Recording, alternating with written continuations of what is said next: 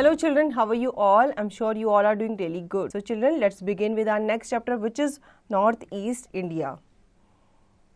Find out about the Northeast India. First, which is Assam's only hill station? वो है बच्चों Haflong. Second, the name of which state means land of the rising sun? कौन सा ऐसा state है जिसका दूसरा नाम है लैंड ऑफ राइजिंग सन? वो है Arunachal Pradesh. Third, which state thrust out into Bangladesh with only its neck attached to Mizoram and Assam? ये था बच्चों Tripura. Fourth, which is the highest peak in Nagaland? बच्चों नागालैंड की highest peak कौन सी है? ये है mount Saramati. Fifth, in terms of population, which is the smallest state of all the northeastern states? ठीक है, पॉपुलेशन के टर्म्स में अगर देखा जाए तो कौन सा स्टेट है सबसे छोटा? तो वो है बच्चों Mizoram. 6. In which folk dance of Mizoram 6 boys squatted on the ground holding bamboo poles while 6 other girls dance in between the shifting bamboos which are rhythmically shifted and struck against one another. बच्चों मिजोरम का एक folk dance है, उसमें जो boys होते हैं 6 boys जो होते हैं वो ग्राउंड में बैम्बूज़ को टैप करते हैं, ठीक है, और जो गर्ल्स होती हैं वो उन बैम्बूज़ के अंदर अपने पैर से फीट को रख के स्टेप्स को रख के वो क्या करती है, डांस परफॉर्म करती है.